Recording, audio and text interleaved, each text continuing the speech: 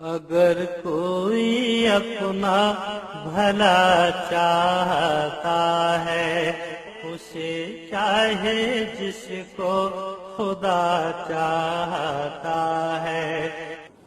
اعوذ باللہ من الشیطان الرجیم، بسم اللہ الرحمن الرحیم۔ خواتین و حضرات، الحمدللہ رمضان المبارک کی آمد ہے۔ اس مہینے میں اللہ تبارک و تعالی کی بے شمار رحمتوں اور برکتوں کا نزول ہوتا ہے، اور یقیناً اس کو نیکیوں کا سیزن قرار دینا غلط نہیں ہوگا۔ رمضان کی آمد کے ساتھ ہی اللہ تبارک و تعالی کی رحمت کے خصوصی دروازے کھل جاتے ہیں۔ ہر انسان کو چاہیے کہ اللہ تعالی کی رحمت کو حاصل کرنے کے لیے خصوصی طور پر ذہن بنائے۔ یہ وہ مبارک مہینہ ہے کہ اگر ہم اس کی قدر کرنے میں کامیاب ہو گئے تو میدان محشر میں اللہ تبارک و تعالی کی عطا سے یہی مہینہ ہماری شفاعت کرے گا۔ چنانچہ امام احمد بن حنبل رضی اللہ تعالی عنہ اپنی حدیث کی کتاب مسند امام احمد بن حنبل میں یہ حدیث پاک حضرت عبداللہ ابن عمر رضی اللہ تعالی عنہما سے روایت کرتے ہیں کہ نبی کریم صلی اللہ علیہ وسلم نے ارشاد فرمایا کہ بروز قیامت رمضان اور قرآن یہ اللہ تبارک و تعالی کی بارگاہ میں حاضر ہوں گے۔ جس شخص نے رمضان کے روزے رکھے ہوں گے اور راتوں میں اٹھ کر یعنی تراویح وغیرہ میں قرآن عظیم کی تلاوت کی ہوگی تو یہ رمضان اللہ کی بارگاہ میں عرض کرے گا کہ یا رب کریم، میں نے اس بندے کو دن میں کھانے پینے اور دیگر خواہشات کی تکمیل سے روکے رکھا، اور قرآن یہ کہے گا کہ یا رب کریم، میں نے اسے رات میں سونے سے باز رکھا، تو ہماری شفاعت اس کے حق میں قبول فرما لے۔ تو نبی کریم صلی اللہ علیہ وسلم ارشاد فرماتے ہیں کہ اللہ تبارک و تعالی ان کی شفاعت اس بندے کے حق میں قبول فرما لے گا۔ اس سے معلوم ہوا کہ اگر ہم رمضان کے روزوں کی رمضان کے مہینے کی قدر کرنے میں کامیاب ہو گئے اور جس طرح شریعت کا تقاضا ہے اس تقاضے کو پورا کرنے میں کامیابی حاصل کر لی تو انشاءاللہ عز و جل میدان محشر میں اللہ تبارک و تعالی ہمارے لیے ان دونوں چیزوں کی شفاعت کا سامان کرے گا، یعنی رمضان اور قرآن اللہ کے اذن سے، اس کی اجازت سے ہماری شفاعت کریں گے، اور انشاءاللہ ان کی شفاعت بارگاہ رسالت میں مقبول ہوگی، بارگاہ الہی میں مقبول ہوگی، اور انشاءاللہ ہمارا بیڑا پار ہو جائے گا۔ لہٰذا ہمیں چاہیے کہ رمضان کے مقاصد کو خصوصی طور پر پیش نظر رکھیں، اور اللہ تبارک و تعالی اس مہینے میں ایک مومن بندے سے جس قسم کے عمل کا تقاضا فرماتا ہے، مطالبہ فرماتا ہے، یا اسے پسند ہے کہ مسلمان اس طریقے سے اپنی زندگی گزاریں، ہمیں ان طریقوں کو جاننا چاہیے۔ اللہ تبارک و تعالی نے روزوں کی فرضیت کا مقصد بیان کرتے ہوئے خود قرآن عظیم میں ارشاد فرمایا، یا ایھا الذین آمنوا کتب علیکم الصیام کما کتب علی الذین من قبلکم لعلکم تتقون، کہ اے ایمان والو، تم پر روزے فرض قرار دیے گئے ہیں جس طرح تم سے پہلی امتوں پر روزے فرض قرار دیے گئے تاکہ تم پرہیزگار ہو جاؤ۔ تو معلوم یہ ہوا کہ یہ مہینہ اور اس میں روزے رکھنا یہ پرہیزگاری کا تحفہ اپنے ساتھ لے کر آتا ہے۔ اگر کوئی شخص اس مہینے کی قدر کرے گا، صحیح طریقے سے روزے رکھے گا تو انشاءاللہ اس کو پرہیزگاری حاصل ہوگی۔ اس سے معلوم ہوا کہ چونکہ مہینہ بہت اہم ہے لہٰذا ہمیں بہت اہتمام کرنا چاہیے۔ اس کے اہتمام میں سب سے پہلا کام یہ کہ اس رمضان روزوں سے متعلق سحری، افطار اور تراویح وغیرہ، اعتکاف وغیرہ سے متعلق تمام ضروری مسائل سیکھیں تاکہ کسی غلطی کی بنا پر ہمارا روزہ ضائع نہ ہو جائے یا ہم روزے کی برکات سے محروم نہ رہ جائیں۔ اس کے علاوہ مومن کو چاہیے کہ وہ خصوصی طور پر عبادات میں اضافہ کرے۔ مثلا 5 وقت نماز اگر خدا نخواستہ نہیں پڑھتا تھا تو اس مہینے میں کوشش کر کے ہمیں مکمل طور پہ 5 وقت نماز پڑھنی چاہیے، اور اگر آپ مرد ہیں تو باقاعدہ جماعت کے ساتھ نماز پڑھیں۔ تراویح بھی ہمیں باقاعدہ ادا کرنی چاہیے، اس کے مسائل انشاءاللہ ہم آپ کی خدمت میں تفصیلاً عرض کریں گے۔ بہرحال تراویح ہر مرد اور عورت کے لیے سنت موقدہ ہے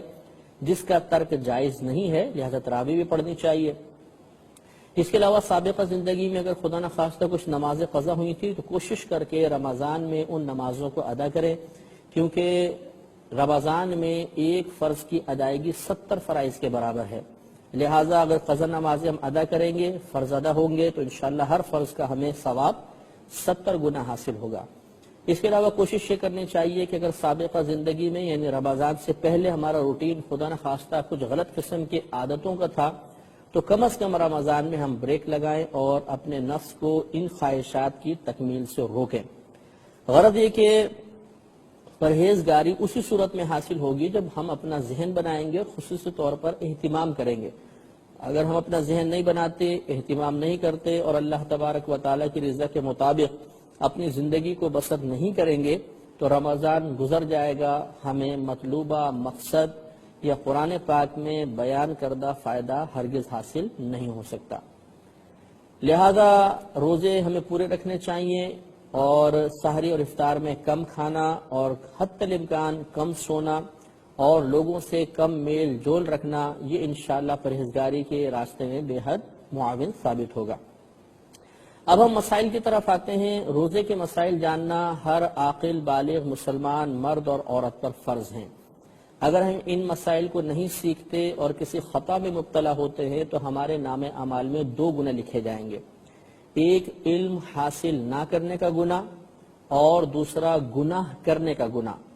یعنی اگر کسی چیز کا ہم نے علم حاصل نہیں کیا اور اس جہالت و کم علمی کی بنا پر ہم خطا میں مبتلا ہوئے تو یہ لا علمی ایک مستقل گناہ ہے،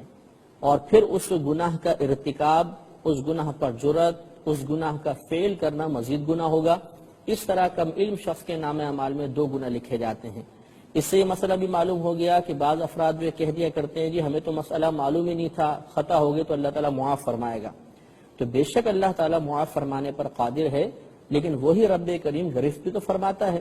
لہذا اس نے ہمیں حکم دیا فَاسْأَلُوا أَهْلَ الذِّكْرِ إِن كُنتُمْ لَا تَعْلَمُونَ، اگر تم نہیں جانتے تو اہل علم سے سوال کرو۔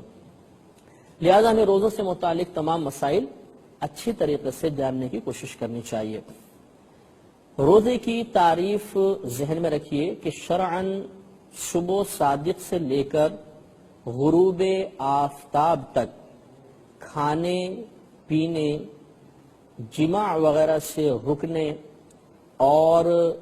تمام ایسے امور جس سے روزہ ٹوٹتا ہو ان چیزوں کو ترک کر دینے کا نام روزہ ہوتا ہے۔ یعنی ہم صبح صادق میں نیت پہلے کر لیں، نیت کے ساتھ پھر صبح سے لے کر شام تک کھانے پینے اور جماع وغیرہ سے رک جانے کا نام شریعت نے روزہ رکھا ہے۔ تو روزہ صبح صادق سے غروب آفتاب تک ہوتا ہے، اور اس دوران ہمیں ہر اس کام سے رکنا ہوگا جس سے روزہ ٹوٹتا ہے یا روزے کی برکات میں کمی آتی ہے۔ یہ بھی ضروری ہے کہ اگر خواتین ہوں تو ان کا حیض و نفاس سے پاک ہونا ضروری ہوتا ہے، کیونکہ حیض اور نفاس کی حالت میں روزہ رکھنا منع ہوتا ہے۔ اور ان بہنوں پر قضا ہوگی کہ نہیں ہوگی اس پہ انشاءاللہ ہم تفصیلی کلام بعد میں کریں گے۔ اب روزے کے درجات کے بارے میں بھی سماعت فرمائیں کہ روزے کے 3 درجے ہوتے ہیں، ایک عوام کا روزہ، ایک خاص لوگوں کا روزہ اور ایک خاص الخاص لوگوں کا روزہ۔ عوام کا روزہ تو یہی ہوتا ہے جس کی ہم نے تعریف آپ کی خدمت میں عرض کی، کھانے پینے اور جماع سے تمام دن بانیت روزہ رکنے کا نام روزہ ہے۔ اور خواص کا روزہ یہ ہوتا ہے کہ وہ کھانے پینے جماع سے رکنے کے ساتھ ساتھ اپنے آپ کو اللہ تبارک و تعالیٰ کی نافرمانی سے بھی روکتے ہیں۔ اور اخص الخواص جو یعنی خاصوں سے بھی خاص ہوتے ہیں، ان کا روزہ یہ ہوتا ہے کہ وہ کھانے پینے جماع سے بچنے کے ساتھ ساتھ صغیرہ کبیرہ گناہوں کے ارتکاب سے اپنے آپ کو محفوظ رکھنے کے ساتھ ساتھ اپنے قلب کو بھی اللہ تبارک و تعالیٰ کی یاد کے علاوہ ہر ایک سے خالی کر لیتے ہیں۔ یہ اخص الخواص کا روزہ ہے۔ تو معلوم یہ ہوا کہ عوام کا روزہ یہ ہے کہ کھانے پینے جماع سے رک جانے کا نام، تو اس سے ہمیں کم از کم اس کا ہمیں احتیاط کرنی چاہیے۔ اب میں آپ کی خدمت میں روزے کی اقسام عرض کرتا ہوں کہ روزے کی 5 قسمیں ہوتی ہیں، ایک فرض، دوسرا واجب، تیسرا نفل، چوتھا مکروہ تنزیہی اور 5واں مکروہ تحریمی۔ ان میں سے ہم سب سے پہلے فرض روزے لیتے ہیں۔ فرض روزوں کی 2 قسمیں ہوتی ہیں، معین ہوتے ہیں یا غیر معین ہوتے ہیں، یعنی ان کا وقت مخصوص ہوتا ہے یا وقت مخصوص نہیں ہوتا۔ تو فرض معین روزے جیسے رمضان کے روزے ہیں، یہ ہم پہ فرض ہوتے ہیں اور ان کا مہینہ مخصوص ہوتا ہے۔ اور دوسرا فرض روزے ہوں لیکن غیر معین ہوں، جیسے کفارے کے روزے، کہ اگر ہم پر کوئی کفارہ وغیرہ لازم ہو گیا تو اس کے روزے رکھنے بھی ضروری ہوتے ہیں، یا قضاء رمضان کے روزے کہ یہ بھی ہم پر رکھنا فرض ہیں لیکن ان کا کوئی وقت معین نہیں ہوتا، پوری زندگی میں جب کبھی موقع ملے ہم رکھ سکتے ہیں۔ دوسرا واجب روزے، ان کی بھی دو قسمیں ہوتی ہیں، معین اور غیر معین۔ واجب معین جیسے نظر ماننا اور ایک مخصوص وقت میں کے لیے نظر مان لینا، جیسے مثلا کوئی شخص یوں کہے کہ اگر میرا فلاں کام ہو گیا تو میں اللہ تعالیٰ کی رضا کی خاطر اس مہینے میں 3 روزے رکھوں گا، یا جمعہ ہفتہ اتوار 3 روزے رکھوں گا۔ اس طرح معین کر دینے میں یہ روزے ہم پر واجب بھی ہو جائیں گے اور ان مخصوص ایام میں ان کو ادا کرنا ہوگا، تو یہ واجب معین کہلاتے ہیں۔ دوسرا واجب غیر معین، یعنی جیسے نظر مانی لیکن اس میں کوئی وقت مخصوص نہیں کیا، جیسے یوں کہا کہ اگر میرا یہ فلاں کام ہو گیا تو میں اللہ کی رضا کی خاطر 1 روزہ رکھوں گا، اب کب رکھوں گا یہ اس نے نہیں کہا، تو جب اس کا کام ہو جائے گا تو پھر یہ چونکہ غیر معین ہے تو پوری زندگی میں 1 روزہ رکھنا واجب ہے لیکن وقت اس میں معین نہیں ہوتا۔ اس کے بعد نفل روزے، یا اس کو سنت روزہ بھی آپ کہہ سکتے ہیں، نفل اور سنت روزے، یہ جیسے عام ہم روزے رکھتے ہیں، بہت سے لوگ جمعہ ہفتے کا روزہ رکھتے ہیں، یا جیسے 10 محرم الحرام کا اور اس کے ساتھ 9 کا بھی روزہ ملا لینا۔ اس کے علاوہ ہر مہینے کی 13، 14، 15 کا روزہ رکھنا، بعض پیر اور جمعرات کا روزہ رکھتے ہیں، تو یہ تمام روزے سنت ہوتے ہیں۔ اور ایک صوم داؤدی کہلاتے ہیں، یعنی ایک دن روزہ رکھنا، دوسرے دن افطار کرنا، تو یہ بھی سنت کے مطابق روزے ہوتے ہیں۔ اس کے بعد مکروہ تنزیہی، یعنی وہ روزہ رکھنا گناہ تو نہیں ہے لیکن شریعت نے اس کو ناپسند کیا ہے، جیسے جمعے کی تعظیم کی نیت سے فقط جمعے کے دن روزہ رکھنا، یہ مکروہ تنزیہی ہوتا ہے۔ تو اس قسم کا روزہ رکھنا کہ دن کی تعظیم کی نیت ہو، یہ چونکہ غیر قوموں سے مشابہت ہوتی ہے، اس وجہ سے یہ مکروہ تنزیہی ہے۔ اور بعض روزے مکروہ تحریمی ہوتے ہیں، یعنی ان روزوں کا رکھنا گناہ ہے۔ یہ 5 روزے ہوتے ہیں، اچھی طرح یاد رکھ لیجئے، سال میں 5 روزے رکھنا مکروہ تحریمی ہے، یعنی حرام کے نزدیک ہے۔ ایک رمضان کے بعد جو عید آتی ہے، میٹھی عید جس کو ہم کہتے ہیں، یعنی عید الفطر، اس دن میں روزہ رکھنا، اور 4 روزے بقرہ عید کے، یعنی 10 ذوالحجہ کو عید ہوتی ہے تو 10، 11، 12، 13، جن کو ایام تشریق بھی کہتے ہیں، ان 4 دنوں میں، اور ایک عید الفطر 5، ان 5 دنوں میں روزہ رکھنا مکروہ تحریمی ہوتا ہے۔ تو یہ روزوں کی تفصیل ذرا ذہن میں رکھیے۔ اب ہم آتے ہیں نیت کے اوپر کہ یہ جو ہم نے روزے ذکر کیے، فرض، واجب، سنت و نفل، مکروہ تنزیہی، مکروہ تحریمی، تو مکروہ تنزیہی اور تحریمی تو ہم رکھیں گے نہیں، ان کو تو ہٹا دیجئے، باقی رہ گئے فرض، واجب اور نفل۔ ان روزوں کی نیت کا وقت کیا کیا ہوتا ہے؟ تو یاد رکھیے کہ اگر آپ روزے رمضان کے روزے رکھ رہے ہیں اور ادا ہیں، قضا نہیں، ادا روزے رکھ رہے ہیں، یعنی جیسے موجودہ رمضان کے روزے، دوسرا نظر معین ہو، اور تیسرا نفل، رمضان کے ادا روزے، نظر معین اور نفل، اگر یہ 3 قسم کے آپ روزے رکھ رہے ہیں تو ان میں پوری رات میں بھی آپ نیت کر سکتے ہیں، اور اگر خدا نخواستہ رات میں آنکھ نہیں کھلی اور آدمی کی مثلا صبح آنکھ کھلتی ہے تو اب بھی نیت کر سکتے ہیں، حتیٰ کہ زوال کے وقت سے پہلے نیت کی جا سکتی ہے۔ تو ہم اس کو یوں کہہ سکتے ہیں کہ ادائے رمضان، نظر معین اور نفل کے روزوں کی نیت کا وقت پوری رات سے لے کر اور زوال کے وقت تک ہوتا ہے۔ لہذا مثلا اگر کسی کی رات میں آنکھ نہ کھلی،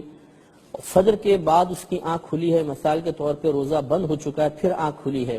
تو وہ پریشان نہ ہو، بلکہ زوال کے وقت سے پہلے اگر اس کی آنکھ کھلی مثلا 8 بجے، 9 بجے، تو وہ فوراً روزے کی نیت کر لے، انشاءاللہ اس کا روزہ شروع ہو جائے گا۔ رات میں ہی ان کی نیت کرنا لازم نہیں ہوتا۔ یہ جو زوال کا وقت ہوتا ہے یہ بھی اچھی طرح یاد رکھیے کہ آپ یہ نمازوں کے اوقات کے کیلنڈر ملتے ہیں، یہ لے لیجئے، اس میں ایک خانہ ہوتا ہے 3 یا 4 جس میں زوال آفتاب لکھا ہوتا ہے یا ضحوہ کبریٰ لکھا ہوتا ہے۔ اس کے نیچے جو وقت لکھا ہوگا، آپ پہلے تاریخ نوٹ کریں کہ اس کے نیچے جو وقت لکھا ہوا ہے یہ وقت جو ہے زوال کے وقت کی ابتدا ہے۔ اگلے خانے میں لکھا ہوگا وقت ظہر، تو یہ وقت ظہر کا مطلب یہ ہے کہ اب یہاں پر آ کر زوال کے وقت کی انتہا ہو گئی، وہ ختم ہو گیا اور ظہر کا وقت شروع ہو گیا۔ تو یہ جو زوال آفتاب یا دحوہ کبریٰ لکھا ہوا ہے، اس وقت سے پہلے پہلے آپ نیت کر سکتے ہیں۔ لہذا اگر خدا نہ خواستہ کوئی رات میں نہ جاگ سکا، صبح آنکھ کھلتی ہے تو آپ ٹائم دیکھیے، اگر زوال کا وقت ابھی شروع نہیں ہوا تو اس سے پہلے آپ نیت کر سکتے ہیں۔ لیکن اس میں ضروری ہوتا ہے کہ جب آپ کی صبح آنکھ کھلے تو آنکھ کھلنے کے بعد روزہ توڑنے والی کوئی بھی چیز جان بوجھ کر نہیں کریں گے۔ یعنی مثال کے طور پہ آپ کی آنکھ کھلی 7 یا 8 بجے، اب آپ جانتے ہیں کہ آج روزہ ہے اور آپ نے جان بوجھ کے پانی پی لیا، اور اب آپ سوچتے ہیں کہ چلیں زوال آفتاب سے پہلے پہلے یا زوال سے پہلے میں نیت کر لوں، تو اب یہ نیت معتبر نہیں ہے، کیونکہ آپ نے روزہ توڑنے والا ایک عمل یعنی پانی پینا یا کھانا کھانا جان بوجھ کے کر لیا ہے، آپ کو روزہ یاد ہے۔ ہاں اگر ایسا ہوا کہ 8-9 بجے صبح آنکھ کھلی، آپ کو روزہ یاد نہیں کہ یہ رمضان چل رہا ہے، روزے ہیں، عام روٹین کے مطابق پہلے یا دوسرا روزہ تھا، تو عام روٹین کے مطابق آپ صبح جاگے اور آپ نے پانی پی لیا، پانی پینے کے بعد پھر یاد آیا کہ ارے آج تو روزہ ہے، تو اب چونکہ بھولے سے آپ نے پانی پیا ہے تو اس کو شریعت نے معاف رکھا ہے، اب بھی آپ زوال آفتاب سے پہلے پہلے نیت کر لیں تو انشاءاللہ آپ کا روزہ شروع ہو جائے گا۔ یہ ضرور توجہ رکھیں۔ تو 3 قسم کے روزے، ادائے رمضان، نذر معین اور نفل روزوں کا وقت رات میں بھی ہوتا ہے اور دن میں بھی ہم کر سکتے ہیں زوال آفتاب سے پہلے پہلے۔ دوسرا مسئلہ یہ ہے کہ ان کے علاوہ جتنے بھی روزے ہیں، چاہے وہ قضائے رمضان کے ہوں یا مثلا کسی نے نفل روزہ شروع کیا تھا پھر اس کو توڑ دیا، تو یہ نفل کی قضا کہلاتے ہیں کہ اگر نفل روزہ رکھ کر آپ نے توڑ دیا ہے تو ان کو بعد میں رکھنا ہوتا ہے۔ اس کے علاوہ نظر غیر معین ہوں، ان تمام قسم کے روزوں کی نیت کا وقت فقط رات ہوتی ہے، ان کی دن میں نہیں ہو سکتی ہے، آپ رات میں ہی نیت کریں گے۔ ایک بات یہ یاد رکھیں کہ یہ جو ہم نے پہلے 3 روزوں کا ذکر کیا، یعنی ادائے رمضان ہو، نفل روزہ ہو اور اسی طرح نذر معین ہو، جب آپ انہیں رکھنا چاہیں گے تو خاص انہی روزوں کی نیت کرنا ضروری نہیں ہے۔ مثال کے طور پہ رمضان کا آپ روزہ رکھ رہے ہیں تو ضروری نہیں کہ آپ یہ نیت کریں کہ میں اس رمضان کا روزہ رکھ رہا ہوں، بلکہ آپ اگر یہ نیت کریں میں روزہ رکھ رہا ہوں، بس وہ رمضان کا ہو جائے گا۔ اسی طریقے سے اگر آپ نذر معین آپ نے مانی تھی، مثلا اس جمعے کو میں روزہ رکھوں گا، اور آپ کا کام ہو گیا، اب جمعہ آیا روزہ رکھنا ہے، تو اس میں آپ نے فقط یہ نیت کی کہ میں روزہ رکھ رہا ہوں،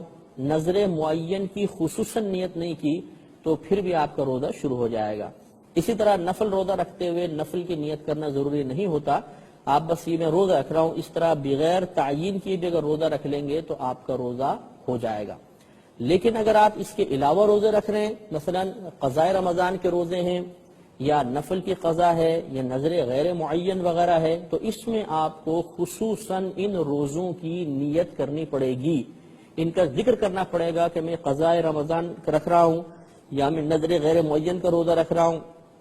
یا میں نفل کی قضا رکھ رہا ہوں، تو یہ ضرور آپ توجہ رکھیے۔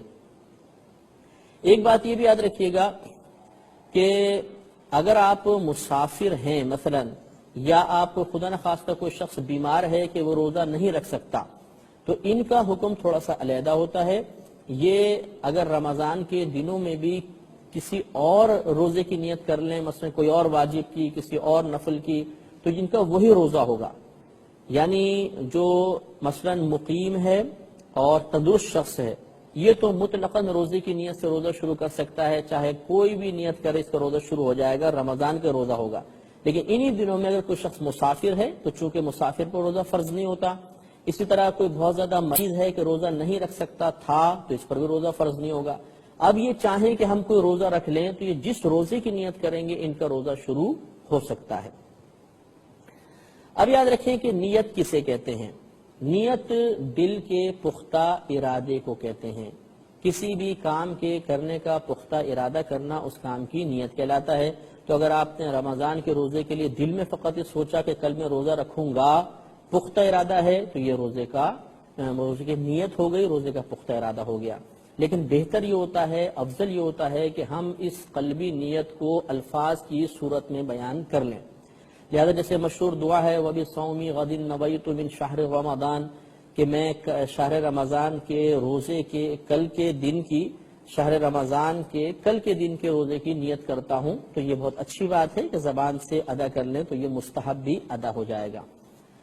اگر آپ بالفرض رات میں آنکھ نہ کھل سکی، دن میں آنکھ کھلی، تو جیسے میں نے آپ کو بتایا کہ ہمیں فوراً نیت کرنی ہوگی زوال کے وقت سے پہلے پہلے۔ تو اگر آپ دن میں نیت کریں گے تو یہ نیت مت کیجیے گا کہ میں ابھی سے روزہ رکھ رہا ہوں، بلکہ ہمیں یہی نیت کرنی ہوگی کہ میں صبح صادق سے روزہ رکھ رہا ہوں، اور پھر مطلب یہ کہ تمام دن کے روزے کی نیت ہو جائے گی۔ خاص اگر آپ 8 بجے مثلا آنکھ کھلی اور آپ نے کہا میں ابھی سے روزہ رکھتا ہوں، تو یہ پھر روزہ نہیں ہوگا، کیونکہ روزہ شروع ہوتا ہے صبح صادق سے۔ آپ نے اگر ابھی سے نیت کی تو پچھلا سارا وقت آپ نے نکال دیا، اور اس طریقے سے آپ کا روزہ نہیں ہوگا۔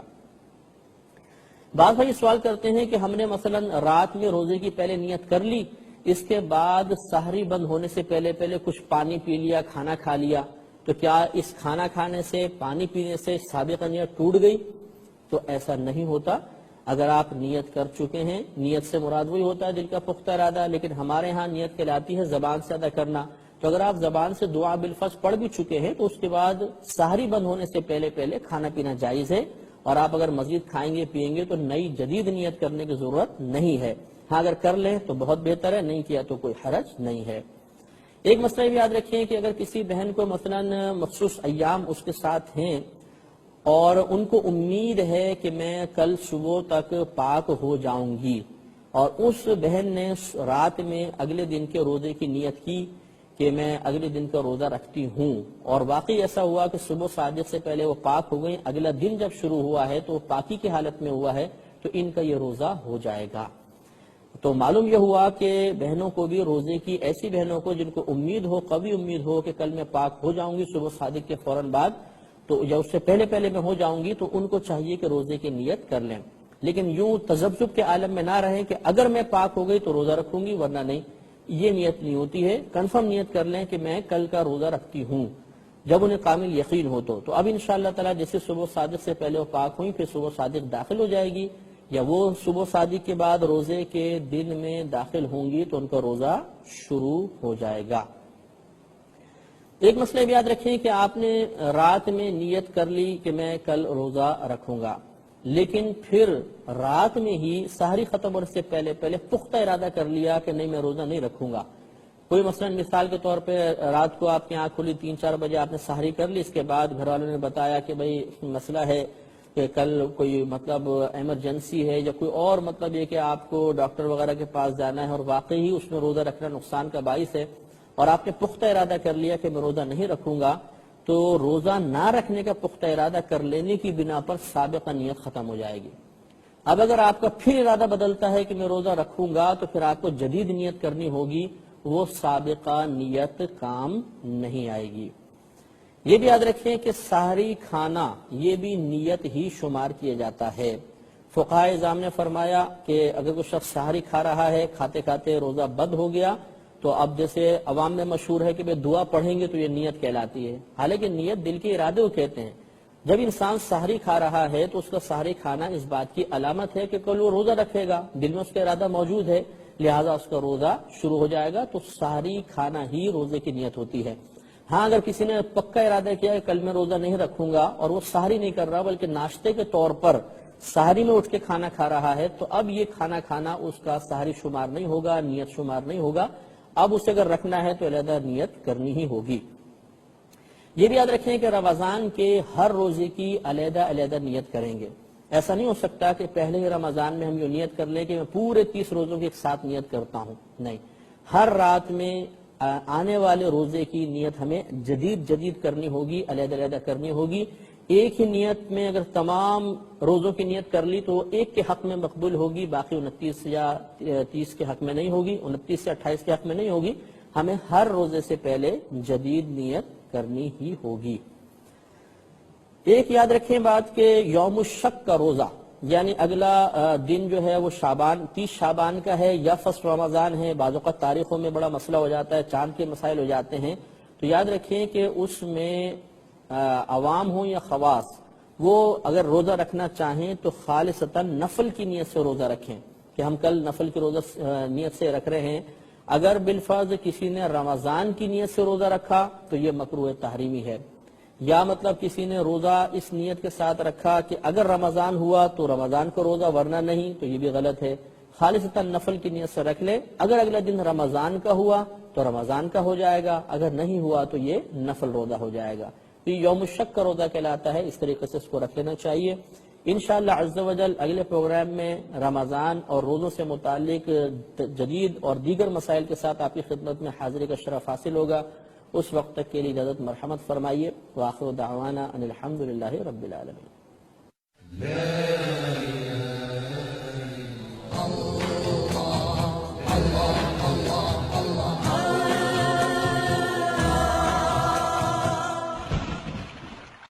اگر کوئی اپنا بھلا چاہتا ہے، اسے چاہے جس کو خدا چاہتا ہے۔ اعوذ باللہ من الشیطان الرجیم، بسم اللہ الرحمن الرحیم۔ خواتین و حضرات، السلام علیکم ورحمۃ اللہ وبرکاتہ۔ مغفرت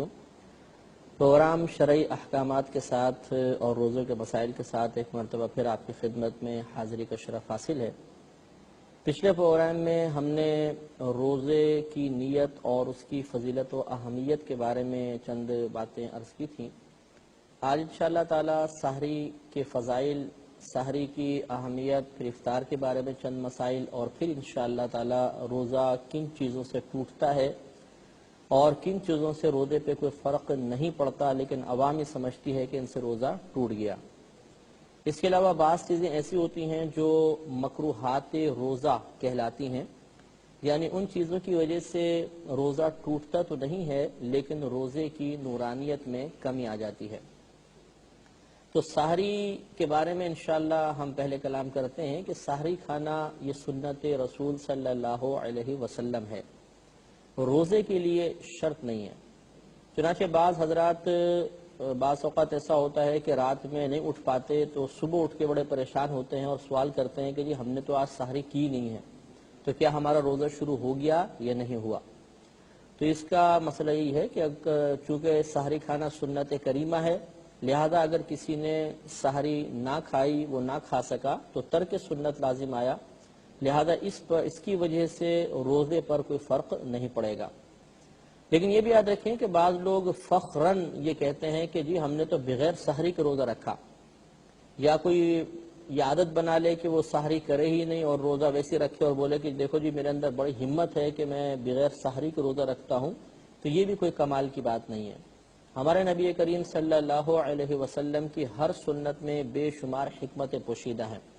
اور نبی کریم صلی اللہ علیہ وسلم کی کسی سنت کو ترک کرنا ان بے شمار حکمتوں کے فائدوں سے محروم ہونا ہے جو قطعاً مناسب نہیں ہے۔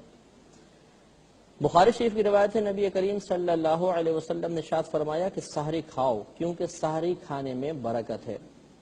لہٰذا بظاہر ہم کھانا کھا رہے ہوتے ہیں اور اس سے ہمارے کھانے میں کمی نظر آتی ہے، لیکن اللہ تبارک و تعالیٰ کی عطا سے اس کھانے کی برکت سے مزید رزق حاصل ہوتا ہے۔ طبرانی کی روایت ہے، نبی کریم صلی اللہ علیہ وسلم ارشاد فرماتے ہیں کہ سحری کھانے والوں پر اللہ تبارک و تعالی اور اس کے فرشتے درود بھیجتے ہیں۔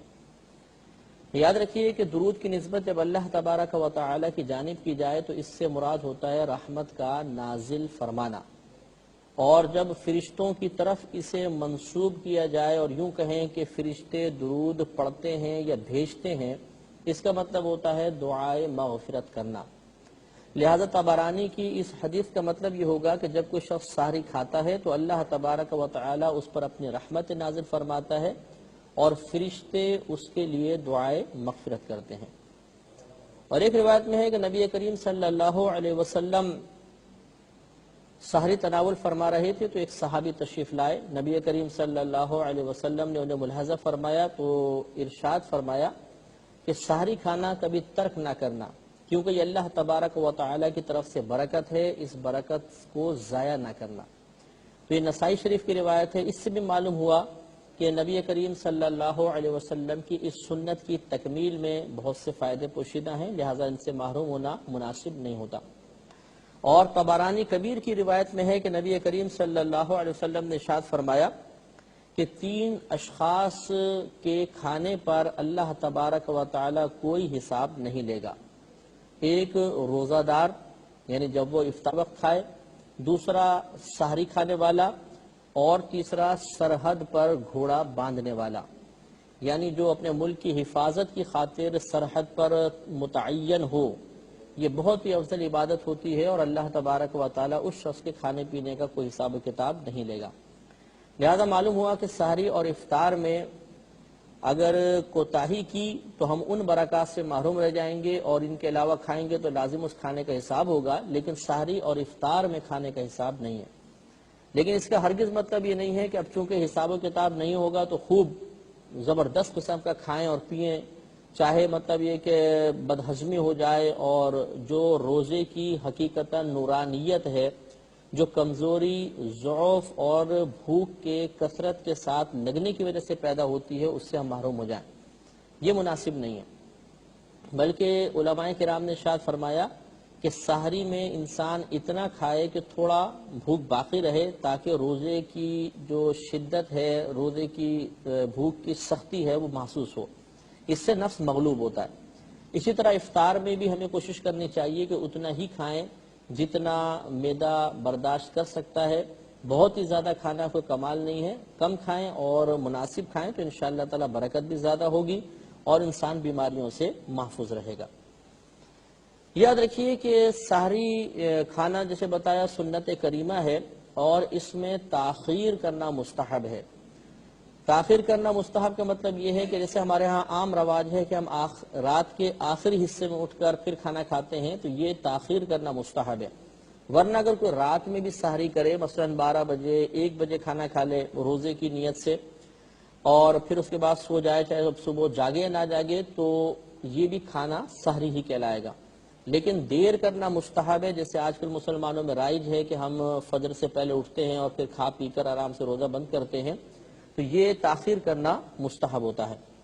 لیکن اتنی دیر کرنا کہ صبح ہونے کا گمان ہو، شک پیدا ہو جائے، یہ ممنوع ہوتا ہے۔ لہذا ہمیں چاہیے کہ روزہ بند کرنے اور کھولنے کے جو چارٹ وغیرہ ہوتے ہیں، یہ اپنے گھر میں نمایاں مقام پر لگا کر رکھیں۔ ویسے بھی آج کل میڈیا پر کثرت کے ساتھ تقریباً بار بار اس کا اعلان ہوتا رہتا ہے کہ سحری بند ہونے کا وقت کیا ہے، روزہ افطار کرنے کا وقت کیا ہے، تو اس کو بھی اچھی طرح نوٹ کر کے رکھیں، اور روزہ بند ہونے سے 5-7 منٹ پہلے ہی بالکل مکمل طور پہ فارغ ہو کر پیسٹ وغیرہ کر کے ہم فارغ ہو جائیں، بالکل یہ مناسب ہوتا ہے۔ اور اگر ہم آخر تک کھاتے رہیں گے تو یہ تاخیر اب مستحب نہیں رہے گی، کیونکہ اس میں اب یہ شک پیدا ہو جائے گا کہ شاید فجر طلوع ہو گئی ہے، اس لیے اس کا ذرا دھیان رکھنا چاہیے۔ ایک بہت ہی اہم مسئلے کی طرف میں آپ کی توجہ کرانا چاہوں گا، اور تقریباً ہر سال اس مسئلے کو بڑی تفصیل کے ساتھ ہم بیان کرنے کی کوشش کرتے ہیں، آپ بھی اس کو غور سے سماعت فرمائیں۔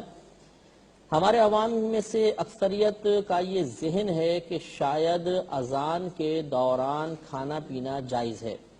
یعنی جب فجر کی اذان ہو رہی ہو تو اس وقت بھی ہم کھا سکتے ہیں، جب تک اذان ختم نہ ہو جائے سحری کا وقت ختم نہیں ہوتا۔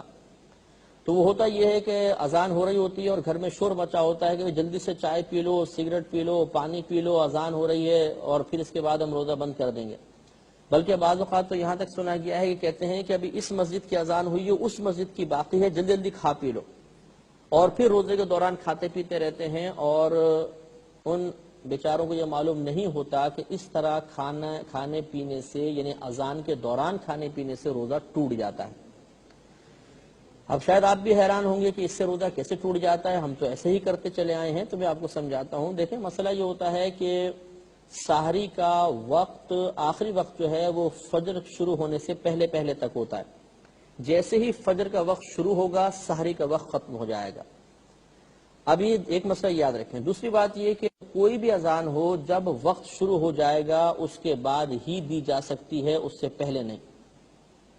مثلا اگر آپ فجر کی اذان دینا چاہتے ہیں تو فجر کا وقت شروع ہونے کا انتظار کریں گے، اگر فجر کے وقت سے پہلے اذان دی تو یہ اذان نہیں ہوگی۔ لہذا معلوم ہوا کہ جب اذان دی جا رہی ہوتی ہے اس وقت فجر کا وقت شروع ہو چکا ہوتا ہے، اور جب فجر کا وقت شروع ہوتا ہے تو سحری کا وقت ختم ہو چکا ہوتا ہے۔ لہذا اگر کسی نے اذان کے دوران کھایا تو گویا اس نے سحری بند ہونے کے بعد کھایا، فجر کے وقت میں کھایا، اور جس نے سحری بند ہونے کے بعد کھایا اس کا روزہ ٹوٹ گیا۔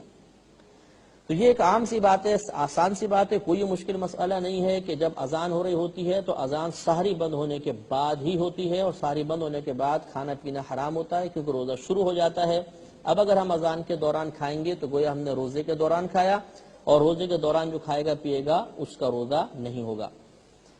اب یہاں پر بعض بھائی بھول پن سے یہ کہہ دیتے ہیں جی ہمیں تو مسئلہ پہلے معلوم ہی نہیں تھا، اللہ تعالیٰ معاف کرے گا۔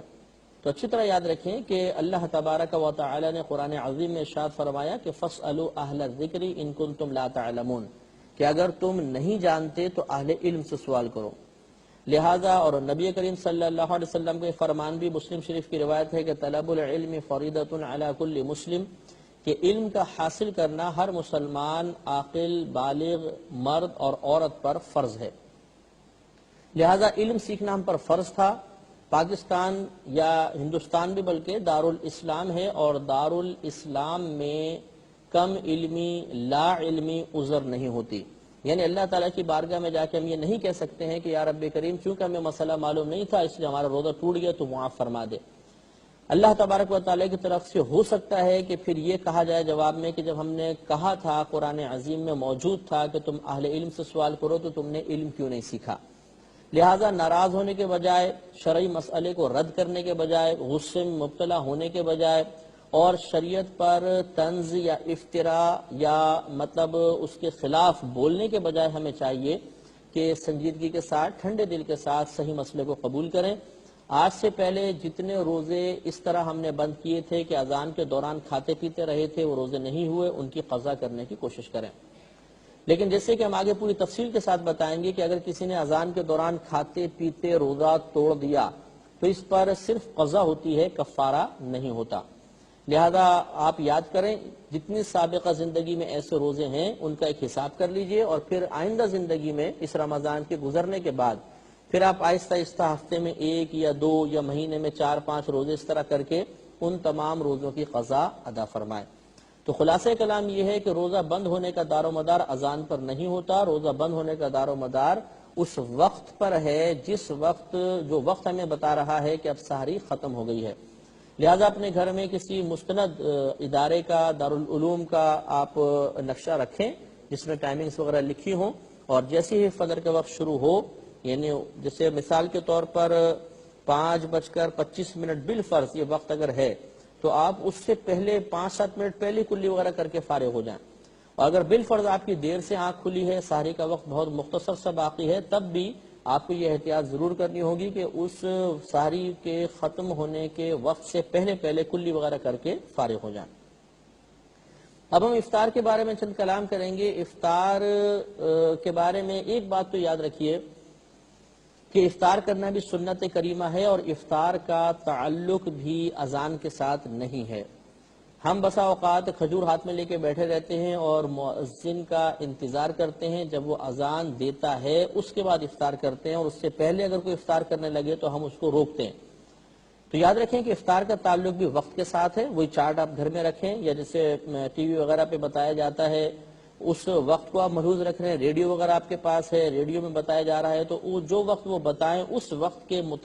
مطابق اگر وہ وقت ہو گیا ہے تو اب آپ کے لیے افطار کرنا جائز ہے، اذان کا انتظار کرنا ضروری نہیں ہوتا۔ نہ نبی کریم صلی اللہ علیہ وسلم کی جانب سے اذان کے انتظار کا حکم ہے، بلکہ وقت ہو جانے کا ارشاد ہے کہ جب وقت ہو جائے تو تم افطار کر لو، لہذا پھر ہمیں افطار کر لینا چاہیے۔ یہ بھی یاد رکھیں کہ افطار میں جلدی کرنا افضل ہے، یعنی جیسے ہی مغرب کا وقت ہو تو فوراً ہمیں افطار کر لینا چاہیے، دیر نہیں کرنی چاہیے۔ اگر دیر کریں گے تو ترک مستحب لازم آئے گا اور اس سے ثواب میں کمی ہوگی۔ نبی کریم صلی اللہ علیہ وسلم کی روایت ہے، بخاری شریف کی یہ حدیث ہے، سرکار نے ارشاد فرمایا لوگ اس وقت تک بھلائی پر رہیں گے جب تک وہ افطار میں جلدی کرتے رہیں گے۔ اور ترمذی شریف کی یہ روایت ہے کہ اللہ تبارک و تعالی نے ارشاد فرمایا کہ میرے بندوں میں سے جو بندہ افطار میں جلدی کرتا ہے وہ مجھے محبوب ہے۔ اس سے معلوم ہوا کہ افطار میں تاخیر نہیں کرنی چاہیے، بلکہ جیسے ہی وقت شروع ہو فوراً سے پیشتر ہمیں افطار کر لینا چاہیے۔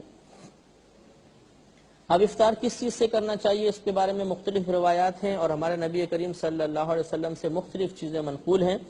چنانچہ ابو داؤد کی روایت ہے کہ نبی کریم صلی اللہ علیہ وسلم نے ارشاد فرمایا کہ تم کھجور سے افطار کرو، اگر کھجور نہ ملے تو چھوارے سے افطار کر لو، اور یہ بھی نہ ملے تو پانی سے افطار کر لو۔ اور یہ تمام چیزیں ہمارے نبی کریم صلی اللہ علیہ وسلم سے منقول ہیں، کبھی آپ نے کھجور سے، کبھی چھواروں سے، کبھی نمک سے اور کبھی پانی سے آپ نے افطار فرمایا تھا۔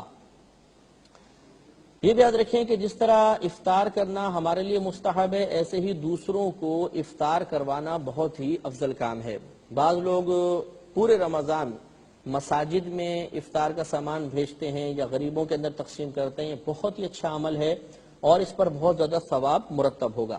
نسائی شریف کی روایت ہے، نبی کریم صلی اللہ علیہ وسلم نے ارشاد فرمایا کہ جو کسی روزہ دار کو افطار کروائے تو اللہ تبارک و تعالی اس روزہ دار کو اتنا ہی ثواب عطا فرمائے گا جتنا اس روزہ رکھنے والے کو۔ گویا کہ اگر ہم نے خود بھی روزہ رکھا، کسی اور کو افطار کروا دیا تو انشاءاللہ عز و جل ہمیں 2 روزوں کا ثواب ملے گا، ایک اپنے روزے کا، ایک سامنے والے افطار جس کو ہم نے کروایا اس شخص کے روزے کا ثواب بھی ہمیں حاصل ہوگا۔ لہذا یہ بھی یاد رکھیں کہ افطار کروانے کے لیے پیٹ بھر کر کھلانا ضروری نہیں ہوتا، بلکہ آپ اگر ایک کھجور کے ذریعے افطار کروا دیں یہ بھی بہت بڑی بات ہے۔ تو اگر آپ مثال کے طور پہ جب اگر آپ کو استطاعت ہو تو 8-10 کھجوریں آپ لیں اور مسجد میں یا کہیں پر محلے میں یا کوئی دوست احباب ہوں تو ان کو یہ ریکویسٹ کر لیں کہ بھئی آپ میری کھجور سے افطار کر لیں تو مجھے بھی ثواب مل جائے گا۔ تو غالباً کوئی بھی آپ کی کھجور کو واپس نہیں کرے گا، تو 8-10 افراد کو اگر ہم نے کھجور دی، انہوں نے ہماری کھجور سے افطار کیا تو انشاءاللہ ہمیں 8-10 روزوں کا ثواب حاصل ہو جائے گا۔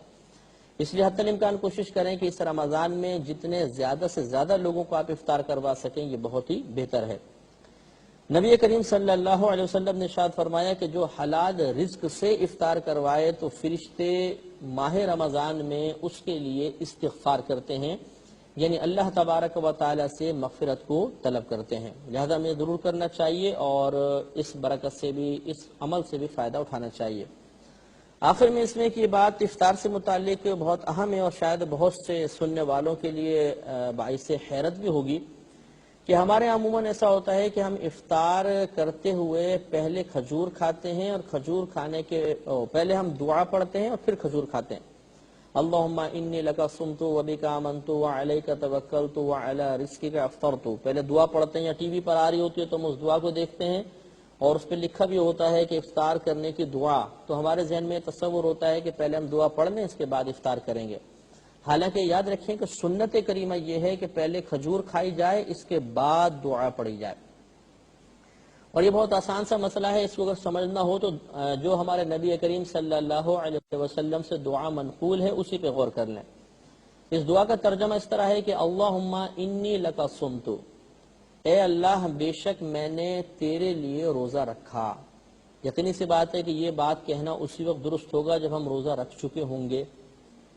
پھر دوسرا آتا ہے کہ وبکا آمنتو، اور میں تجھ پر ایمان لایا، تو یہ بات کہنا اسی وقت درست ہو سکتا ہے جب پہلے ہم ایمان لا چکے ہوں۔ اگر ہم ایمان کوئی شخص بالفرض نہیں لایا تو وہ کیسے کہے گا وبکا آمنتو؟ اس کا مطلب ہے پہلے ایمان لائے گا تب یہ جملہ کہنا اس کے لیے درست ہوگا۔ وعلیک توکلتو، اور میں نے تجھ ہی پر بھروسہ کیا، یہاں پر بھی پہلے بھروسہ ہوگا تبھی تو یہ جملہ کہنا درست ہے۔ تو اب آخری جملے پہ غور کر لیں کہ وعلی رزقک افطرتو،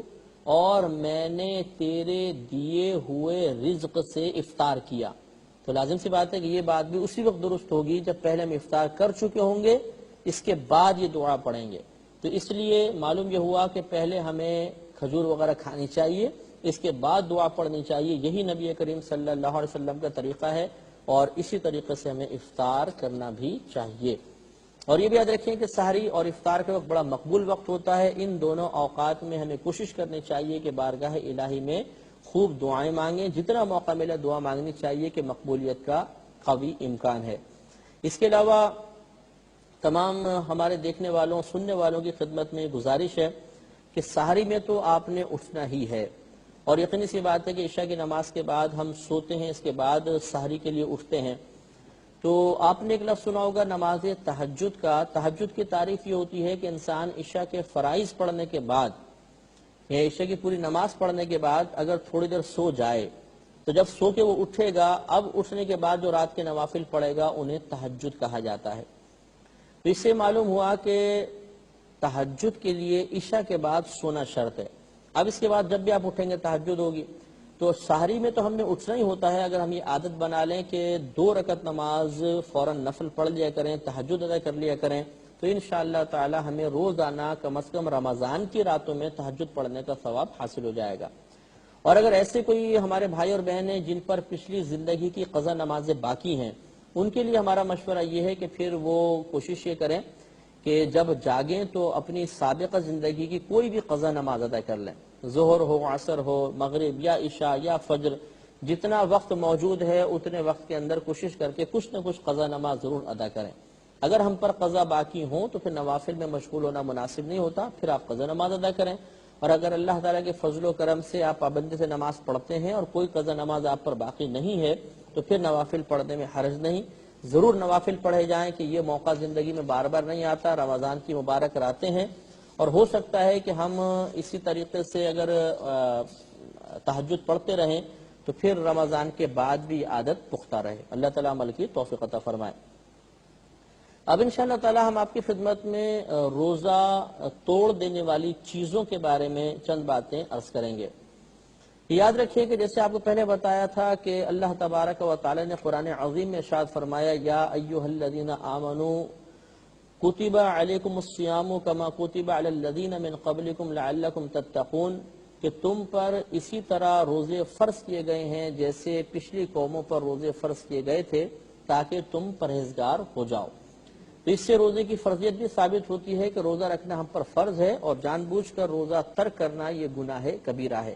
کیونکہ فرض کو چھوڑ دینا گناہ کبیرہ ہوتا ہے۔ یہ بعض لوگ سوال کرتے ہیں کہ کیا بچوں کو بھی روزہ رکھوانا چاہیے یا نہیں؟ تو یاد رکھیں کہ اگر بچہ 7 سال کا یا 7 سال سے کم عمر کا ہے اور روزہ رکھنے کی ہمت رکھتا ہے تو اس کو منع نہ کریں، وہ روزہ رکھ سکتا ہے۔ ہاں اگر 7 سال کا بچہ ہو جائے تو پھر اسے سختی کے ساتھ روزے کی تلقین کرنی چاہیے، اور اگر بچہ 10 برس کا ہو چکا ہو تو پھر اس کو مار کر روزہ رکھوانا چاہیے۔ فقہا نے اس کو قیاس کیا ہے نماز پر کہ نبی کریم صلی اللہ علیہ وسلم نے ارشاد فرمایا کہ جب بچہ 7 برس کا ہو جائے تو اسے نماز کا حکم دو، اور جب 10 برس کا ہو جائے تو مار کر نماز پڑھاؤ۔ لہذا اگر بچہ 10 برس کا ہے اور روزہ رکھنے کی ہمت رکھتا ہے تو پھر ہمیں اس کو فورس کرنا چاہیے تاکہ وہ روزہ رکھنے کا عادی ہو جائے، اور بلوغت سے پہلے وہ اللہ تبارک و تعالیٰ کی عبادات پر استقامت حاصل کر لے۔ اس لیے بچے کو ہو سکے تو سختی کے ساتھ اور ہو سکے تو مار کر بھی روزہ رکھوانا چاہیے۔